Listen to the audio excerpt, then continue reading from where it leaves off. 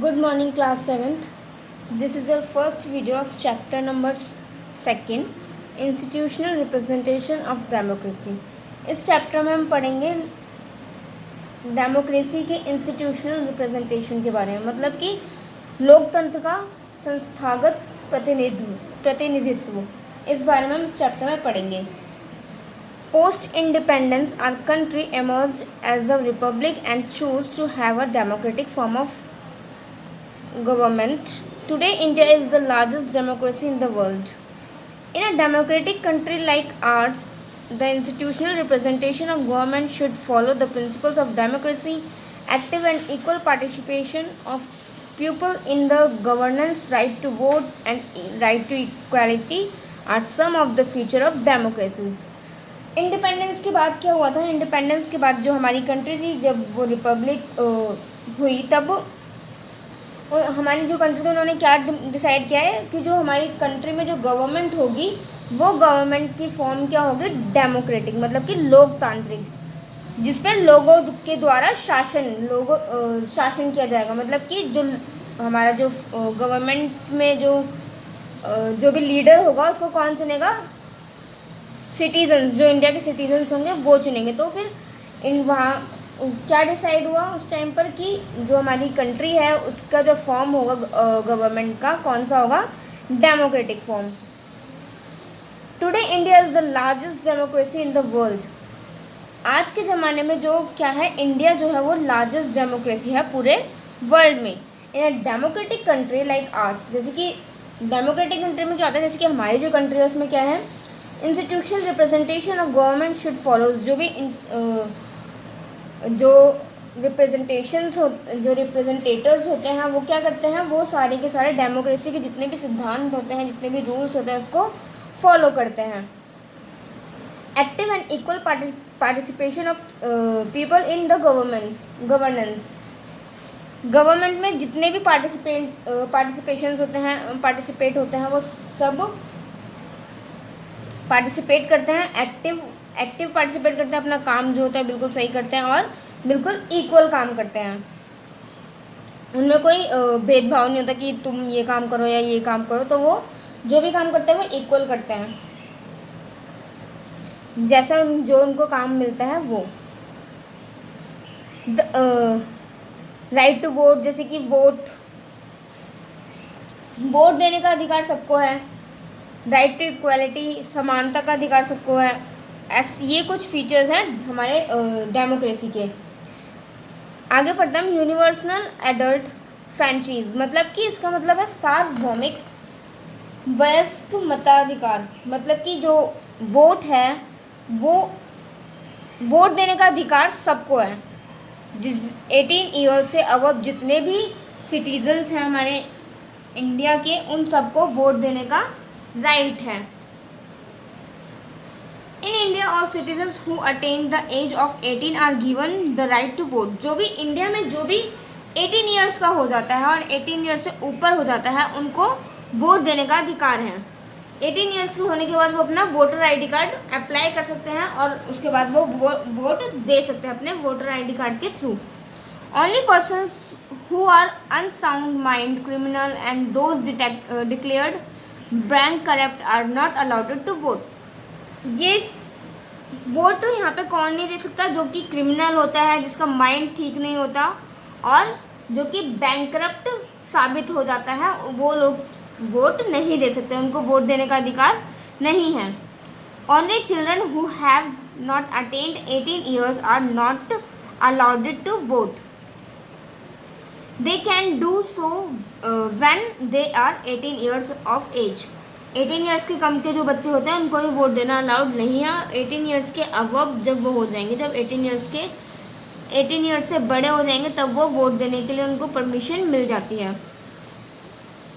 No discrimination can be made between man and women, rich and poor, educated and uneducated on the basis of caste, community of place of birth.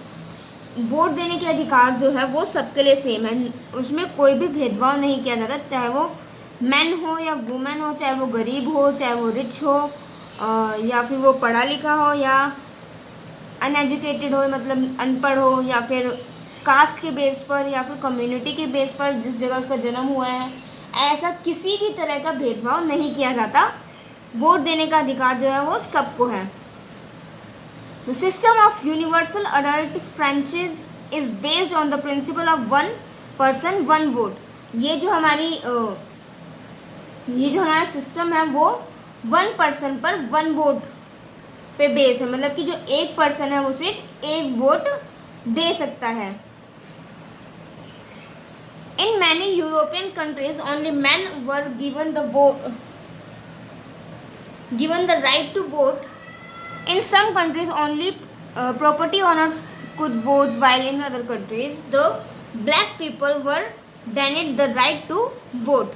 अब देखो, European countries में ऐसा होता है कि सिर्फ वहाँ पर मैन, मतलब कि आदमियों को ही वोट देने का अधिकार है, और कुछ कंट्रीज में ऐसा होता है जिनके पास अपनी खुद की ज़मीन है, मतलब कि जिसके पास अपना खुद का प्रॉपर्टी है, वही सिर्फ वोट दे सकते हैं। और कुछ कंट्रीज में ऐसा है कि जो पीपल है उनको जो काला कलर है, मतलब कि काले लोगों को वोट देने का अधिकार नहीं है, वो लोग वोट नहीं दे सकते। वहाँ पर क्या होता है, सिर्फ गोरे लोग ही वोट दे सकते हैं।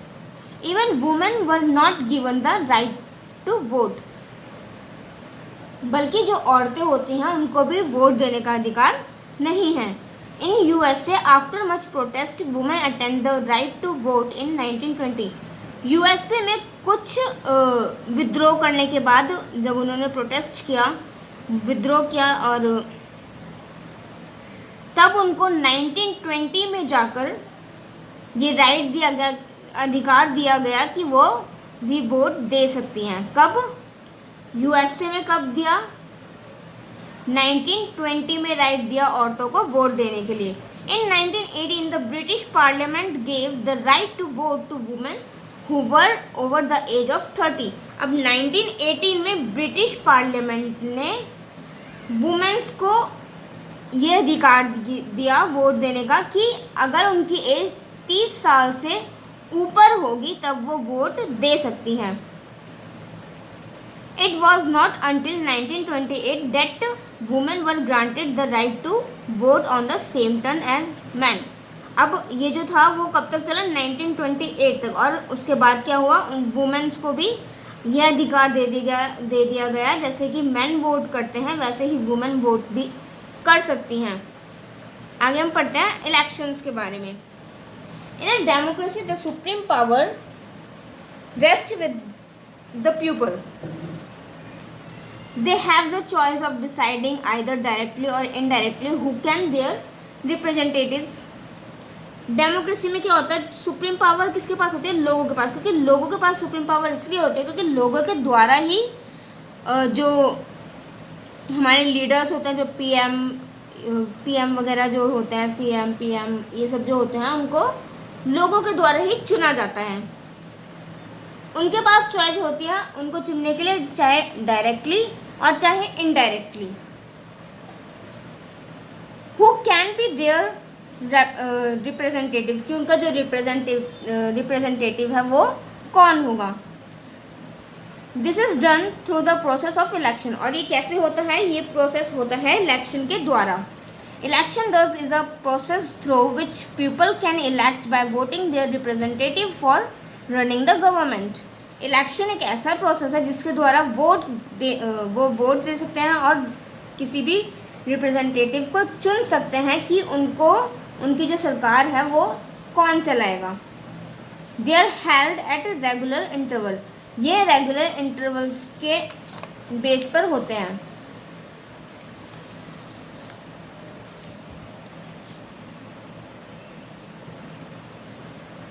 An election is a contest between candidate of different political parties for the same position.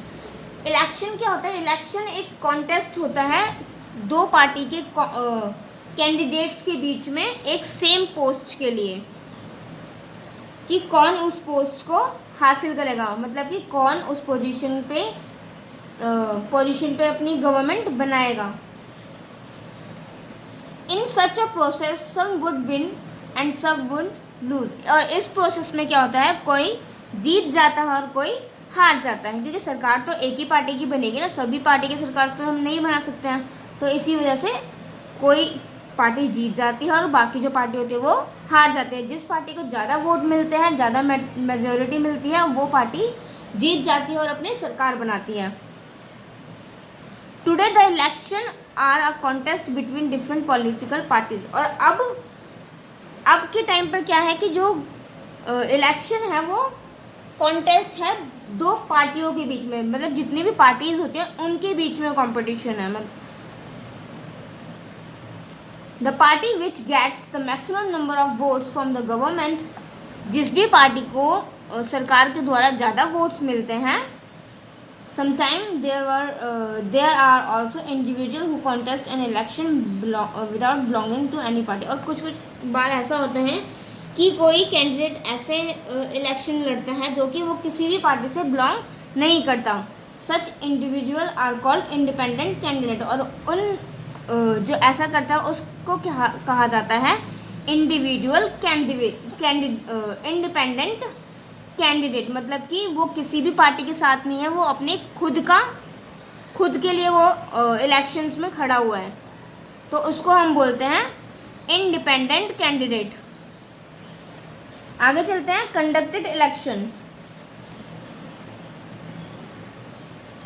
In a democratic country like India, the task of holding elections in the country is entrusted to an independent constitutional body called the election commissions.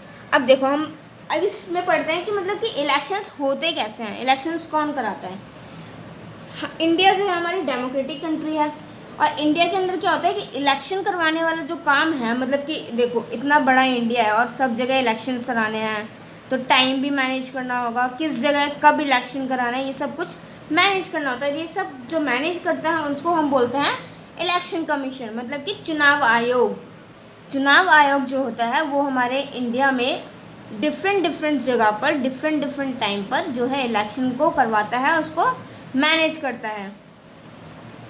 The head of the election commission is the chief election commissioner who is appointed by the president. Her or his task to conduct elections in country in a free and fair manner। जो चुनाव आयोग का head कौन होता है? चुनाव आयोग का हेड इलेक्शन कमीशन, उसको हम बोलते हैं चीफ इलेक्शन कमिश्नर। चुनाव आयोग का जो हेड होता है उसको हम कहते हैं चीफ इलेक्शन कमिश्नर, जो कि प्रेसिडेंट, इंडिया के प्रेसिडेंट के द्वारा चुना जाता है। और उनका क्या काम क्या होता है? उनका काम ये होता है कि इंडिया में सारी जगहों पर बिल्कुल फ्रीली और एक अच्छी तरह से इलेक्शंस को कराया जाए।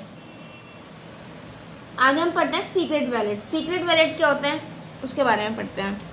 The system of voting that is followed in our country is called secret ballot. अब जो इलेक्शन हम करते हैं, आपके मम्मी या पापा ने कभी वोट दिया होगा, उनसे पूछना कि वो वोट कैसे करते हैं। जो भी जैसे हमारे इंडिया में क्या है, हमारे इंडिया में जो वोट करते हैं, वोटिंग का जो सिस्टम है उसको हम बोलते हैं सीक्रेट बैलेट। अब सीक्रेट बैलेट क्या होता है? This system ensures that the vote cast by each individual citizen is kept secret. मतलब कि अगर कोई भी जो भी इंडिया का जो भी सिटीज़न है, चाहे वो किसी भी कास्ट का, और वो किसी को भी वोट दे, चाहे वो अपनी पार्टी को वोट दे, चाहे वो किसी और मतलब किसी भी कास्ट की पार्टी को वोट दे, या वो भी किसी भी कास्ट का है, कैसा भी है, जो जिसको भी वो वोट दे वो एक सीक्रेट रहे, किसी और को पता ना चले कि वो किसको वोट दे रहा है, तो इसको सीक्रेट रखा जाए। इसी को हम बोलते हैं secret ballot. For this purpose the place where the voting takes places enclose. इसीलिए जो जहाँ पर वोट देते हैं उस जगह को बंद किया जाता है। द बैलेट पेपर और the voting takes places enclose. The ballot paper और the voting machine has the symbol of the all parties and independent candidate who contest the election. अब देखो कैसे, मतलब क्या होता है सीक्रेट बैलेट से हमें कैसे पता चलेगा कि किस पार्टी को वोट देना है, किसको वोट देना है, कौन से कैंडिडेट को वोट देना है।